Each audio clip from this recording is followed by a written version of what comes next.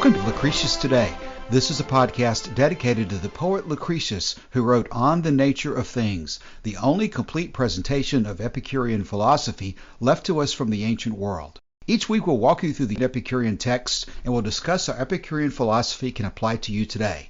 If you find the Epicurean worldview attractive, we invite you to join us in the study of Epicurus at EpicureanFriends.com, where you'll find a discussion thread for each of our podcast episodes and many other topics.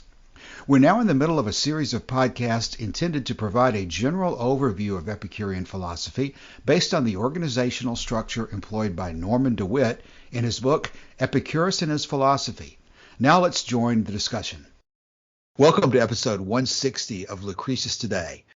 Today we're going to be discussing chapter 8 of Norman DeWitt's Epicurus and His Philosophy, which is entitled Sensations, Anticipations, and Feelings. To try again to put us in context of where we are, we've been going through chapter 7, which we just completed, Canon, Reason, and Nature. We dealt with some very deep issues of whether knowledge is possible and the relationship of reason versus nature in determining whether we think we have confidence in something to be true or not. This week, we're going to be going further into the details of having established that knowledge is possible. We're going further into how you obtain knowledge, with the sensations, anticipations, and feelings being the three categories of faculties that Epicurus identified nature has given us for this purpose. One of the major themes that we're going to continuously come back to is the issue of empiricism, because many people out there, when they think about Epicurus, they have a couple of things in their mind that they identify with him, and they think that Epicurus was an empiricist. Now, our podcasts are not aimed at professional philosophers, and there's going to be a lot of people who don't even have a strong impression of what empiricism really means. So before we get too far into the discussion today, we're going to talk about what empiricism is and what the implications of it are.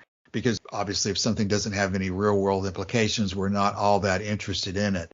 But in general, I would say that the big issue involved here is some people say that Epicurus, in being an empiricist, only believed those things that his senses could directly reveal to him. If he didn't see it or taste it or touch it, then he didn't believe it was true.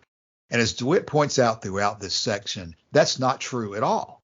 Epicurus believed in atoms, for example. He thought that his conclusions pointed directly to the existence of atoms. And you don't see or touch or hear or smell atoms directly. You infer their existence from other evidence that you do see directly, but you never see an atom or touch it directly. So there's an important distinction here that Epicurus was using not only these natural faculties of the sensations, but he was taking the evidence from the sensations and reaching conclusions through deductive and other types of reasoning about the raw evidence. He was taking the circumstances of things that he could see and moving into conclusions about things that he could not see based on what he does see and feel and taste and touch and so forth.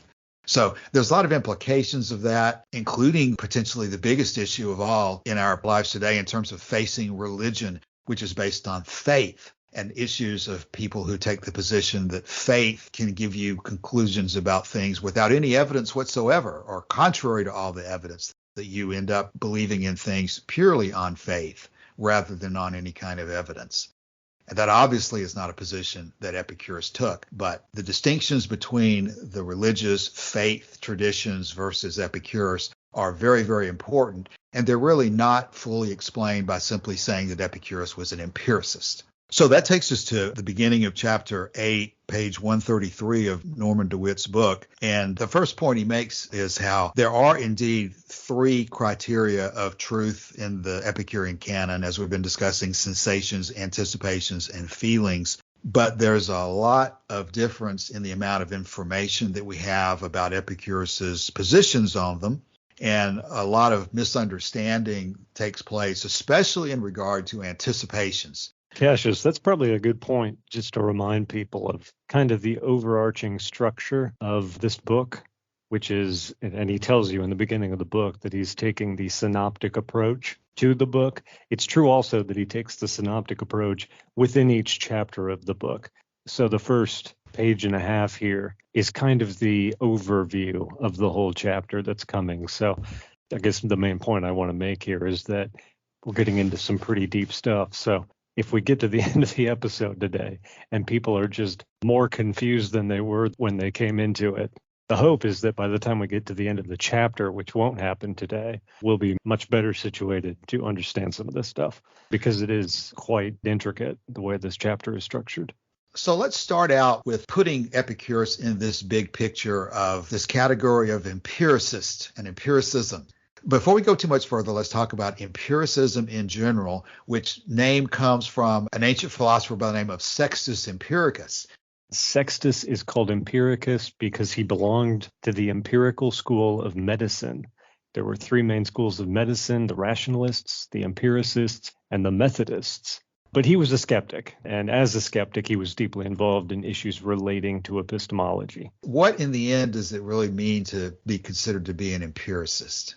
Empiricism, this is from Wikipedia, is an epistemological theory, and that's what we're talking about today is epistemology, this whole chapter, that holds that knowledge or justification comes only or primarily from sensory experience. And I see that there is a Wikipedia article on Sextus Empiricus himself, which talks about some of the same material, that he raised concerns that applied to all types of knowledge. He doubted the validity of induction long before David Hume did, and he raised a regress argument against all forms of reasoning. So even though we talk about him as being empiricist, it looks like he's really kind of grounded in skepticism. Yeah, he was a Pyrrhonist, more basically. But again, Pyrrhonism, skepticism generally, is another school of philosophy whose primary focus is on epistemology. So it's no wonder, I guess, that they would be exploring different kinds, and that if you are a skeptic, and by the way, David Hume, I think, was probably considered himself to be a skeptic. He wrote an essay on miracles, which is worth reading, on miracles and why they don't happen. Yeah, trying to keep everything relevant. We've talked a lot in this podcast in the past about skepticism and the idea that Pyrrho had that really nothing was knowable at all. But what Sextus Empiricus's name evokes and empiricism evokes today, it seems to me, is a more general attitude that basically everything you believe, as you're indicated, Joshua, comes through the senses. And if the lack of sensation is essentially death, then if you're alive, then you're experiencing sensations. But there's a related issue of how strictly you apply that and basically what you do with the evidence of the senses. And one of the points of this chapter that we're going to be talking about here is how Epicurus obviously does not say that seeing is believing in a strict sense. You don't have to see something in order to believe it to be true. There's all sorts of examples of that. You can talk about the air, which you know exists because you see what happens when the wind is blowing, or the view of atoms itself. You never see or touch an individual atom, and yet Epicurus is firmly convinced that they do exist based on evidence that he does observe through the senses. So the point is, how do you take the information from the senses and rely on them, but also reach conclusions, at least at times, about things that are unseen and unverifiable directly through the senses? Epicurus certainly does that. And people will throw around the phrase, quote, all sensations are true, as if Epicurus was so focused on taking what the senses say and nothing else that he rejects all kinds of reasoning and logic completely. Again, that gets back into the discussion from last chapter. Epicurus does not reject all forms of reasoning by any stretch of the imagination. And even to the extent of logic, you've got Epicurus using all sorts of logical arguments in support of his positions. So as we begin the chapter, this issue of where Epicurus fits in these schools is extremely important. Isn't John Locke also considered to be an empiricist? Yeah. Empiricism today is probably most thought about, I guess, most talked about, particularly in the philosophy of science, where physical evidence is given precedence over most other sources of knowledge. Epicurus is going to go on to talk about the anticipations and how we have maybe an innate sense of justice. That's not the kind of thing that you can really measure. And if you can't measure it, if you can't reproduce the results, then it's simply not useful for science. Epicurus was not really a scientist. He was a philosopher in a much more general spirit of that word. He wasn't just a philosopher of science. So empiricism does not answer to his total purpose in philosophy, but it's one of the underlying I guess, really the main approach of science. Now, Martin talks about how we expand on that with things like modeling, which I don't have a very good grasp on, but maybe Martin can explain that a little bit better. Yeah, because if you just go by senses, you don't really gain knowledge. You just have a collection of facts, and that's it. From the collection of facts, you cannot derive much. And so to organize these facts into something where you can derive something on, you establish a model. So if you simplify it, the first step would be to make one tentative model out of the empirical facts we have, and then to test it with experiments. So that means we gather more empirical facts, and it's then this interplay which is then the scientific methodology. So, and empiricism will just emphasize this collection of facts and neglect the modeling. And that one is basically useless to people. It occurs to me that this ambiguity between senses and modeling is a source of an argument that I see made by particularly creationists or proponents of intelligent design, where they'll say things like, no one has ever seen a frog evolve into a human or something like that. No one has ever seen a crocodile evolve into a duck, and furnish that as if it's evidence that the theory of evolution is false.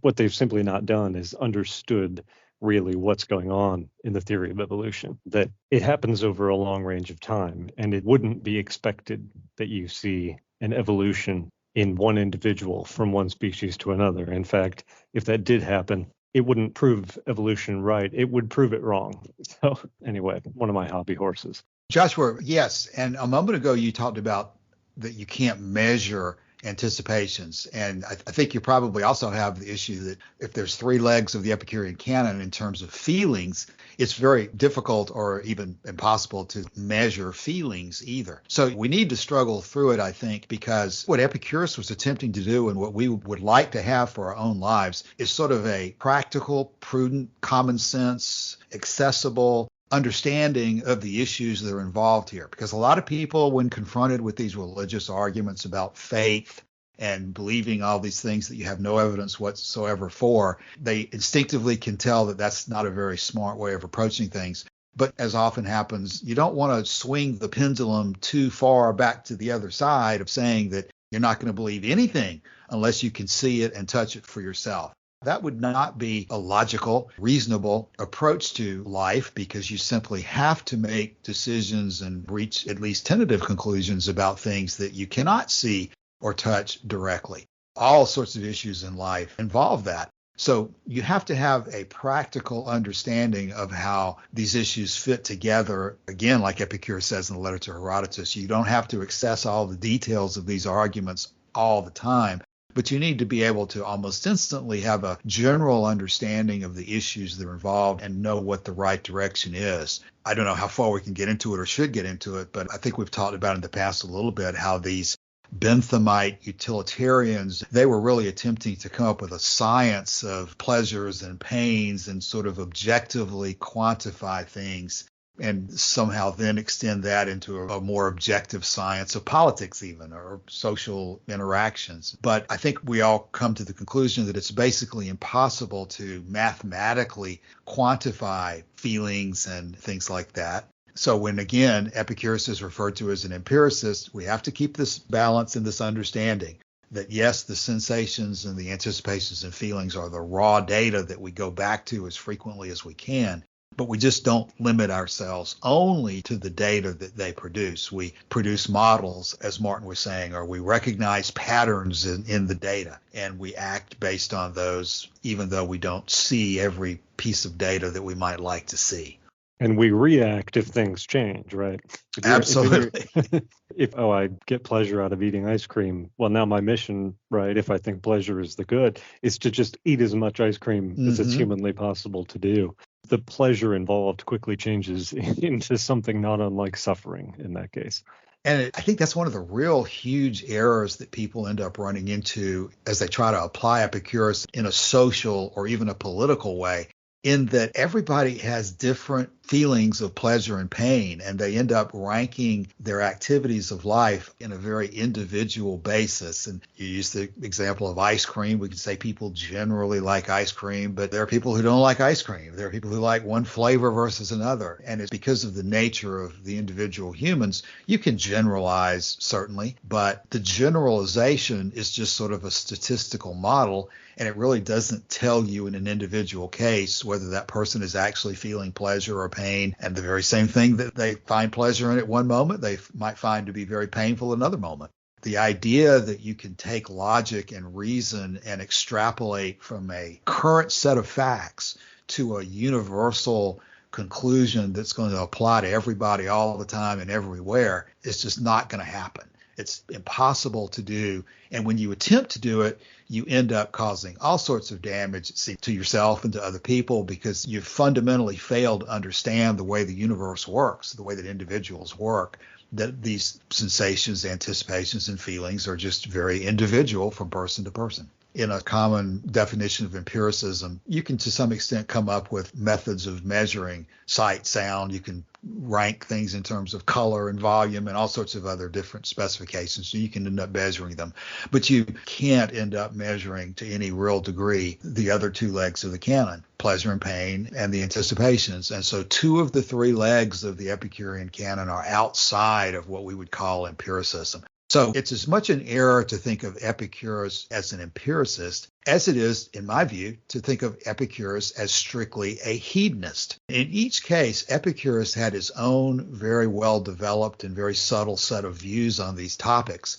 If you end up just putting them in boxes of empiricism or hedonism, you miss tremendous amounts of details of the philosophy. Joshua, I think the next point that is whether these three are basically three aspects of a single faculty or whether they are totally discrete and function separately from each other, and to what extent they act sort of together or in sequence. He ends up coming to the conclusion that they are neither three aspects of a single capacity, nor are they totally discrete, totally functioning separately. The conclusion is that they do act together and in sequence. Are sensations, anticipations, and feelings the three sides of a single triangle, for example, or are they totally discrete things which are acting totally independently of each other? He says reacting, actually. Either verb. Are they discrete, separate entities? What he says here is that all three may be components of a given reaction, but they occur in a sequence. So sensation comes first, in a sense, or at least it's the most proximate to the kind of stimulus that we as humans deal with all the time, things we see, things we touch, taste, hear, smell. So he says that sensation is irrational and merely registers a quality. Now that word, that's a whole barrel of snakes right there, isn't it? Because the whole qualities versus property thing, that'll come later in the book, and we'll deal with that at length. But he says sensation registers as a quality, for example, sweetness. It is then the intelligence that says, this is honey. Is that the anticipations? And then he goes on to say, and it is the feelings that report, I like it or I don't like it. So the stimulus is the same. The three actions occur in a sequence, but pretty close to simultaneously. Yeah, Joshua, I picked out that sentence myself as particularly important, and we probably ought to talk about that for a few minutes because that really gets to the bottom of it. I agree with you when he says it's the intelligence that says this is honey. He's certainly analogizing intelligence to anticipations, and the function that he's talking about with anticipation surely must be wrapped up from his point of view in the intelligence here. But that way of looking at things as three aspects of a single process is really important to think about the implications of. When he says it's irrational and registers a quality, he's going to develop that into a discussion of how the sensations don't have their own opinions about things. They just simply report things automatically. And then when he says that the intelligence says this is honey, that's this whole process of analysis that clearly is not inborn as a baby. You don't know what honey is as a baby. But there is a part of you which gives you the ability to put together things that are, again, I used the word earlier, pattern recognition. You begin to see things over time as connections. So there's some kind of a connectedness faculty that, again, not inborn with you as a complete idea when you're born, all the different connections you're going to make throughout your life, but you apparently are born with this ability to make these connections that you have to have, or else you're not going to be able to make the connections in the first place. And then the feelings, which is what we talk about as pain or pleasure, as being whether you find it desirable or undesirable.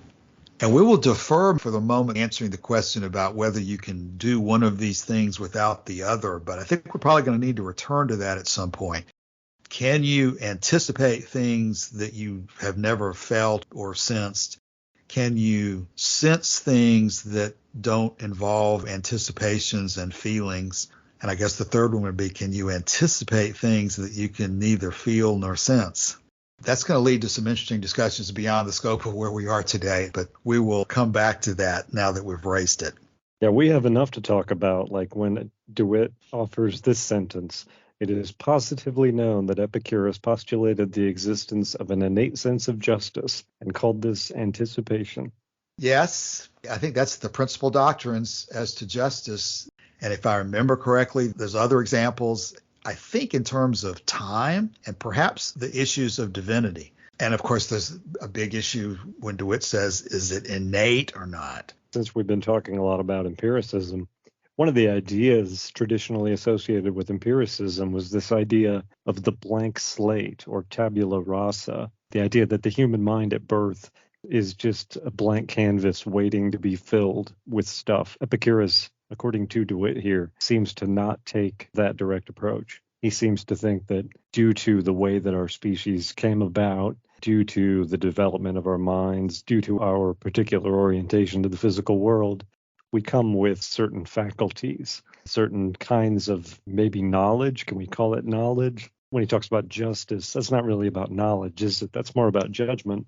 But it's the idea that some of this stuff is instinctive, right? And you can look to animals to see that as well. In fact, his main argument, which is that pleasure is the proper goal of life, is an argument that he partially derives from observing newborn animals. Yes, Joshua, thank you very much for bringing that up, because that really is one of the big themes of all this. We've made the point that Epicurus should not really be considered to be an empiricist, but that point may not really have sunk in. People may be still thinking to themselves, who cares whether he's an empiricist or not? You can begin to understand the issue of faith versus sensation and how to deal with evidence. But there's this related and even equally or more important issue of, are you born with any kind of ideas in your mind or not? You know, Plato was talking about that you potentially have been reincarnated and that your whole life is a process of attempting to remember and identify these things that you knew in a prior life or prior dimension. And so that's a hugely important aspect of Platonic philosophy that relates to divinity and so forth. But it continued to be debated, and John Locke, I think that that's what he's associated with as well.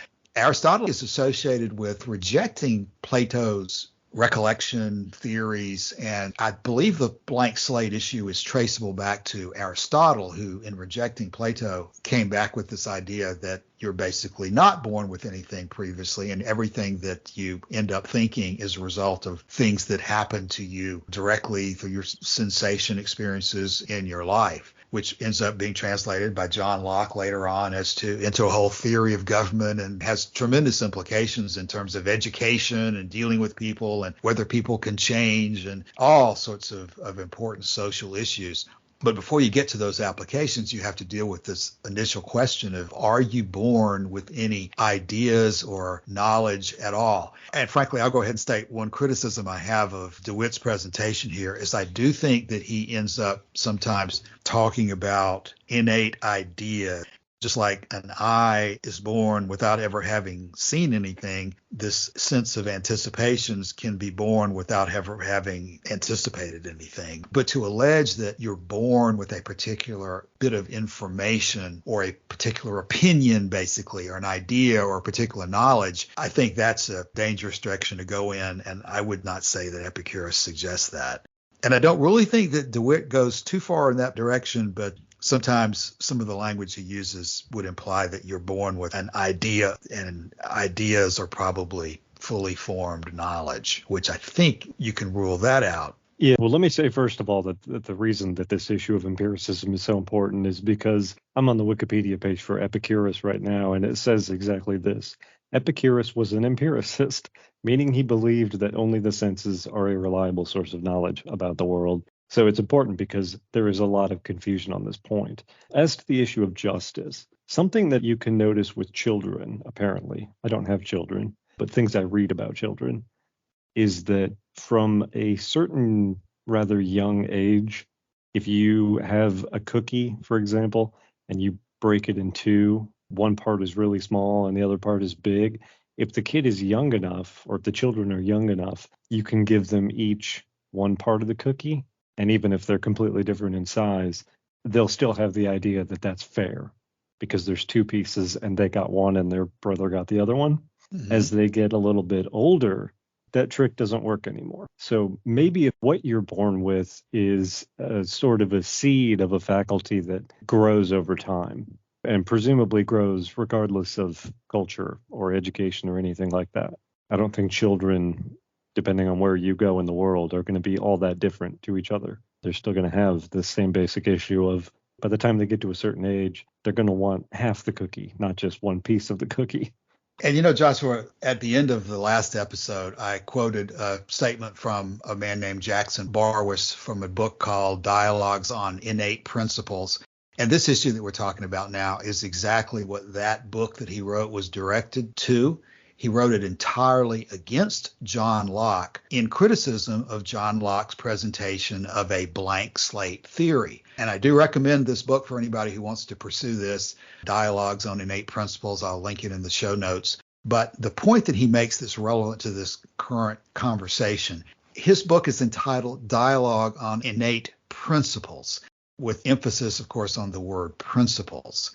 He goes into this in great detail, but one sentence that's in front of me right now is, quote, ideas simply considered are very different things from principles. And he goes into a lot of argument about that. You can be born with principles of operation like an eye has. We can at least look at an eye or an ear or the different parts of the body and study it and realize that it operates using set processes that cause it to operate in the way it does.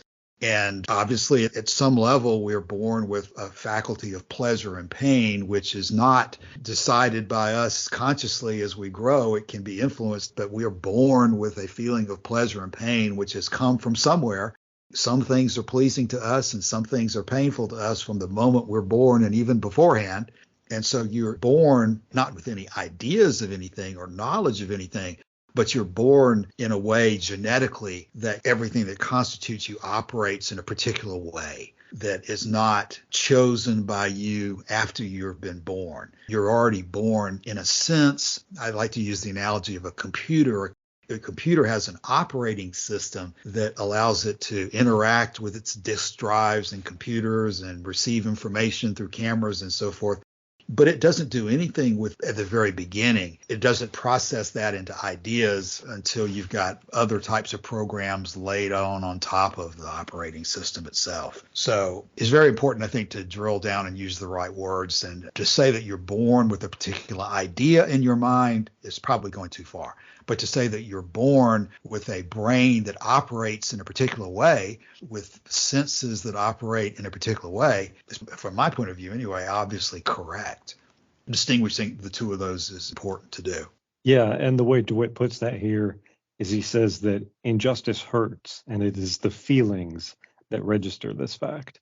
So it's not like you're born with an elaborate sense of right and wrong. That's not the way it works. It's the feeling reaction that you have in the face of these things that sort of defines how you respond to them. And this is probably noticeable even in animals. I don't know if we can notice feelings of pleasure and pain at quite this level. But chimpanzees, for example, if you give all chimpanzees the celery, they'll all be happy. But if you give two of them the celery and one of them grapes, well, the grapes are better than the celery. Then they prefer the grapes to the celery.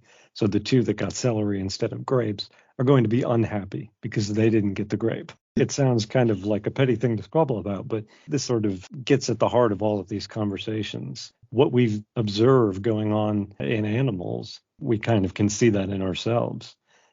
Another example of that, also with chimpanzees, is one of their species is in a cage, but the others are free, and you give the free ones food, they will sometimes actually share their food with the one in the cage who doesn't have any. Part of our heritage as a species and as apes is that we are in many ways tribal and have been selected genetically, naturally, with that in view. That's the wrong way to put it. I shouldn't say with that in view, but it's the consequence of that our adaptation to our environment is improved with other people. That's true today. If you're going hiking in dangerous country, you immediately improve your chances of survival if something goes wrong. If there's just another person there, someone who can, if you fall, someone who can go for help. If you fall unconscious or something, they can protect you. They can light a fire. So all of these things are selected for in the group, in the individual, because they improve the survivability of the group for the individual. Joshua, that reminds me of a comment made by Emily Austin in her interview with us about a distinction between the Stoics and the Epicureans on this point of friendship, in that the Stoics contended that you don't even need friends. You don't need anything. All you basically need to do is to pursue virtue, control your mind, and friends are potentially just one of those indifferent things out there that you may or may not need in a particular circumstance. Everything is just a tool to virtue from the Stoic point of view. And expanding that analogy a little bit further, that's one of the implications of this chapter as well. If you're born a blank slate, totally, and everything that you end up thinking as your life goes on is totally determined by your own thoughts from zero, without any influences from your genetics and from the way the brain is structured, the way that pleasure and pain operate, then you're going to, I think, be impelled towards the conclusion that everything in life is just a matter of willpower, that you can do basically anything, you can overcome anything, you can deal with anything simply by willpower and thinking about it, which I think is sort of an attitude that's associated with Stoicism, that if you're suffering, if you're in a bad situation, you're there because you've let it bother you. You've let it get to you when you really should just be aloof and above everything that goes on around you.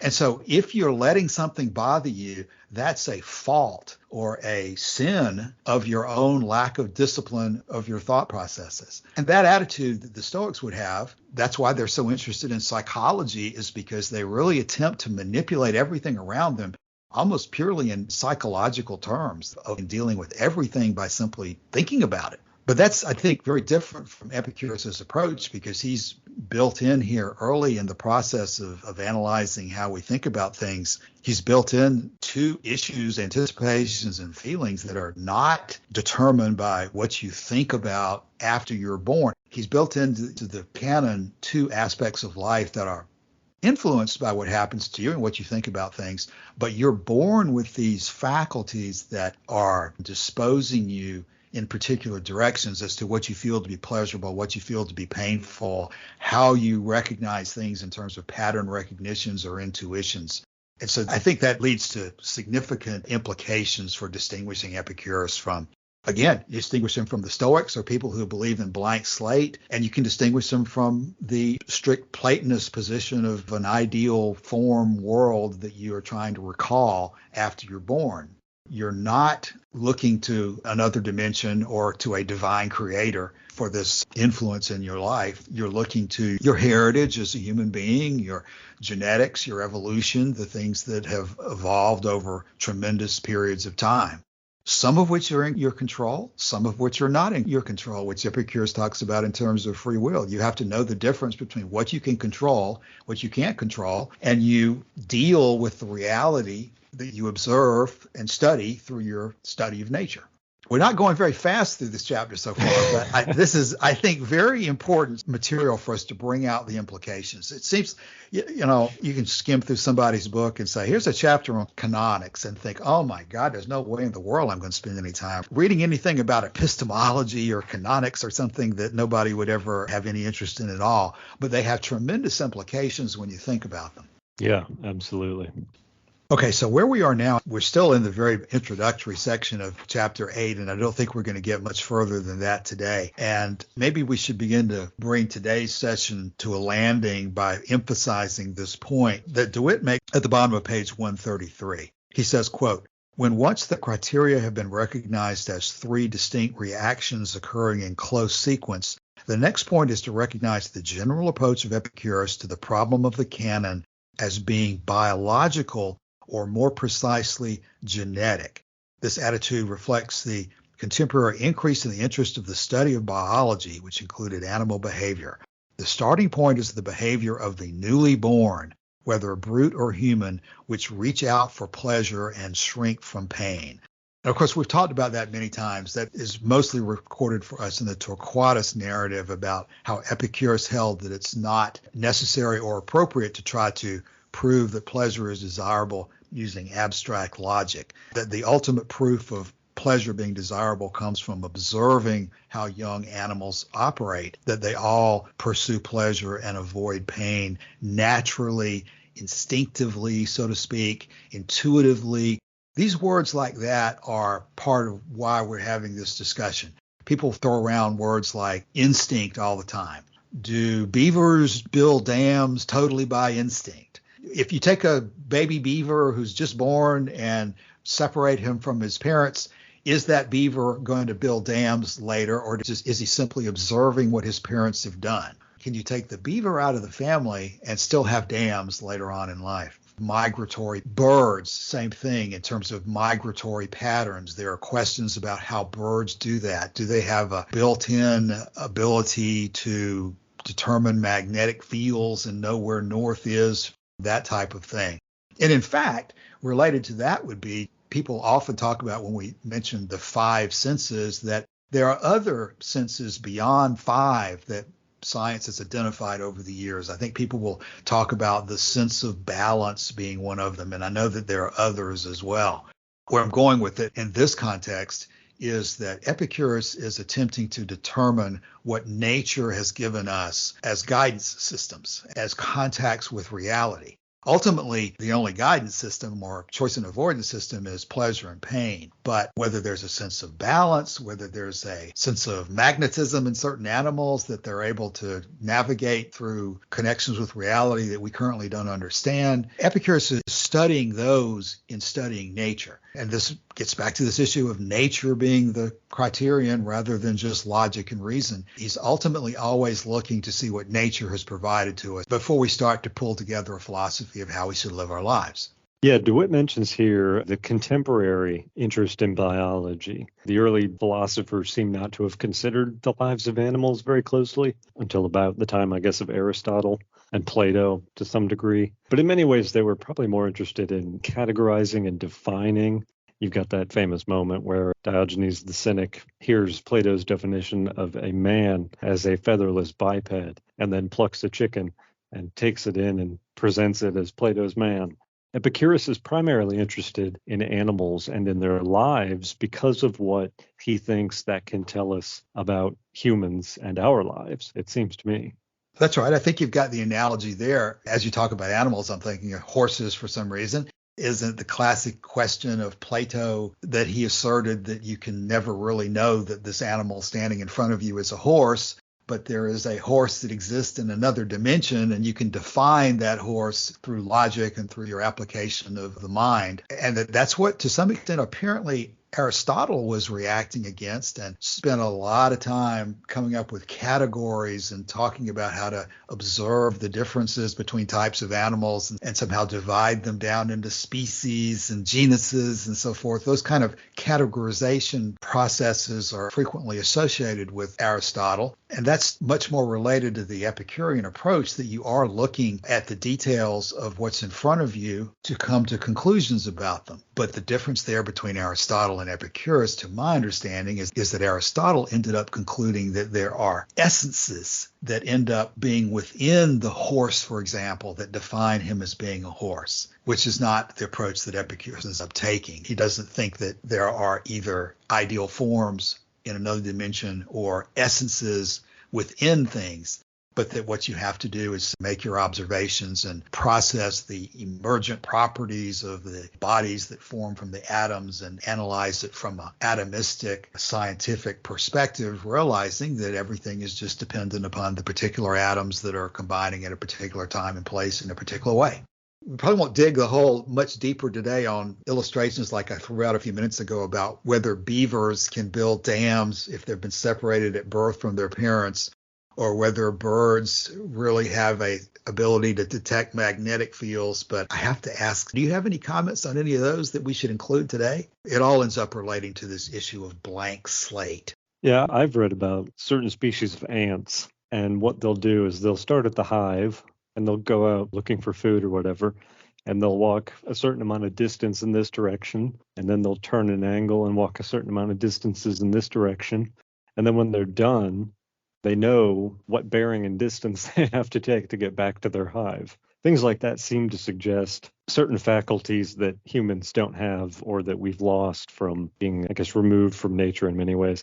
I think I've told this story before, but my aunt and uncle have a goat farm in Florida, kind of a hobby farm. My grandfather was there one day, sort of tending to the goats, and all of a sudden all the goats just sort of get up and start running. And they run up under the eaves of the shed, and he's watching them go, and he's thinking, what are they doing? And 10 seconds later, the sky opens up and it starts raining. So that's another issue, actually, that Epicurus talks about and Lucretius talks about, which is this issue of particularly whether animals sort of know the advance of the seasons. How have we talked about that in the past? I think it's in the letter to Pythocles where Epicurus says that gods don't sit around watching for owls or birds to move and then follow their inclinations to make things happen. It particularly is memorable because he says something like, nobody of any intelligence would do anything like that, much less a god. I believe that's in the letter to Pythocles. And completely unrelated to anything we're talking about today. Well, but see, I don't think it is. I think that the way we can relate this to reality and practicality is, are we going to sit around just like the end of Torquatus? Are we going to do what Plato suggested and just study geometry as the path to truth? Or are we going to go for pure reason, contemplating absolute truth? Is that the direction to happiness? Is that the direction to a proper life? Or is the proper life, the best life, the happy life, is the direction to the happy life more involved in studying nature, which includes us, to study our own faculties, our own senses, to understand how our senses work, to understand how our anticipations work, to understand how our feelings work, and to recognize that our happiness depends on us understanding ourselves, so that we can then use that information to live the best life possible in a practical way? Or again, is your time best spent contemplating music and geometry for the sake of learning the harmony of the spheres? I think where we're going here stems from those questions, and it's extremely practical and extremely important because it's Epicurus who was right. Pure reason contemplating absolute nature is a bunch of junk. A lot of abstract philosophy, if you enjoy it, then it's fine because you're getting pleasure out of it. But it's not practical. It's not prudent for most people to pursue these details of abstract philosophy, and it's a dead end for them. But they still need an understanding of how the world works, or else they're going to think that they're going to hell and that the rain is caused because God's mad at them. They have to have an understanding of all these things, and the way to get that understanding is not through abstract logic, but through studying nature. And the important aspect of our nature is the way we operate sensations, anticipations, and feelings. If you don't think about these things and work to understand them, you can never put the information to use and reach any conclusions. You can never be confident of anything. You can never even know if knowledge is possible. You can never even do anything but talk to people who are standing on their head and talking nonsense to you.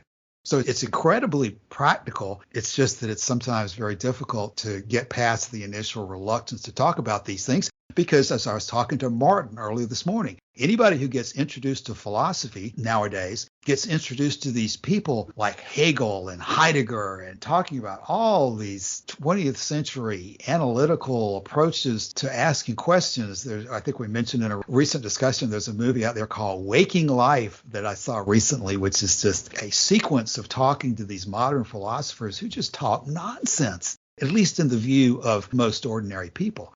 Again, if you enjoy it, then you get pleasure out of it. You should do it just because it gives you pleasure. But most people do not get pleasure out of what appears to them to be just nonsense after nonsense after nonsense chained together for reasons that they can't even begin to understand why anybody would think about going in that direction. But every individual has sensations, every individual has feelings of pleasure and pain, and every individual is born with some type of pattern recognition or intuitive faculty that leads them in particular directions. And understanding those is going to be the key to living your life in a more productive way. How's that for a rant to begin to end today? Not bad so far as it goes.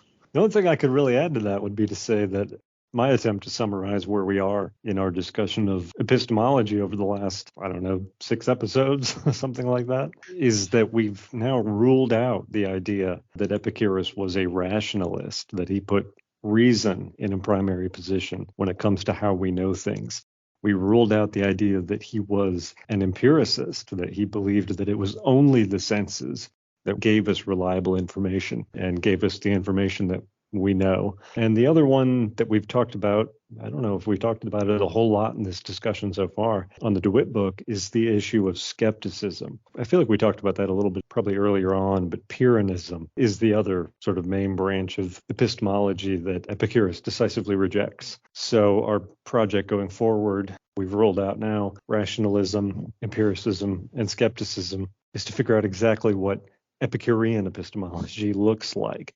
And for more detail on that, we're going to have to spend a lot of time on the coming chapters. And those categories of approaches that you've just listed there, it seems to me, are probably in many ways dominant in the Western world and have been dominant for many years. Rationalism, empiricism, skepticism. People might not necessarily use those particular terms in everyday life to describe what they think themselves, but absolutely those are useful terms because people, whether consciously or not, are in fact applying ideas that come from those schools. And so if all you think about Epicurus is that he liked pleasure and didn't like pain, you haven't scratched the surface of what Epicurean philosophy is all about and why he's important. You'll never understand the significance of why people in the ancient world loved him so much, why other people in the ancient world hated him so much, because he was producing his own approach to these issues that was very different from most other of the dominant schools of his time and that are dominant for the past 2,000 years. Unwinding these details begins to unwind for you the significance of Epicurus in the history of philosophy and why he's such a polarizing and important figure. Martin, any closing thoughts for today? I have nothing to add. The only other thing I had to talk about, I was recently on YouTube and just wasting time watching just random clips, and somehow I ended up on this scene from The Matrix. And The Matrix is rife with all the stuff that we've just been talking about and where it goes wrong. It's the scene where he goes to the Oracle and meets this little kid dressed in like monk's robes or whatever, who's bending the spoon. And the little kid says, "Don't try to bend the spoon. That's impossible. Instead, try to realize the truth, that there is no spoon." And then I made the mistake of looking at the comment section. And, people will just say any old nonsense about anything as if it has any bearing on our lives or can do anything to make us live better. And that's the whole problem with epistemology. Is if you don't have a good understanding of where your knowledge comes from and how you know the things you think you know, you're just liable to fall for any old nonsense. And, we've all been there, probably. I've certainly gone through my fair share of bad ideas in my day. But if you have no method, if you have no ability to sift ideas and come up with which ones work and which ones don't, you're just totally in the dark. That's what Lucretius said. He said life is one long struggle in the dark.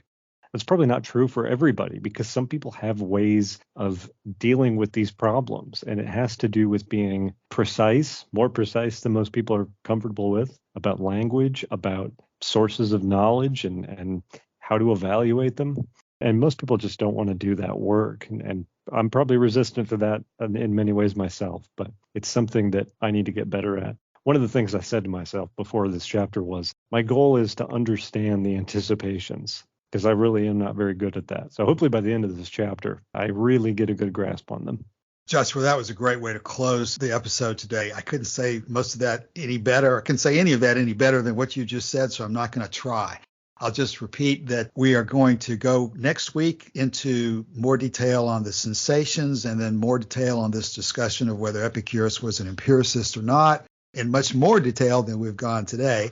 All of which has the goal of helping people have a common sense understanding of these issues, the ability to apply general principles of Epicurus' approach to their own lives and live more happily as a result. We are not here to go into philosophy for the sake of philosophy, detail for the sake of detail, argument for the sake of argument, abstraction for the sake of abstraction. Believe it or not, we're here to have a life of pleasure and have fun doing it. Hopefully our attempts to go through this material will be of use to our listeners as we go forward. So with that, we'll come back in a week.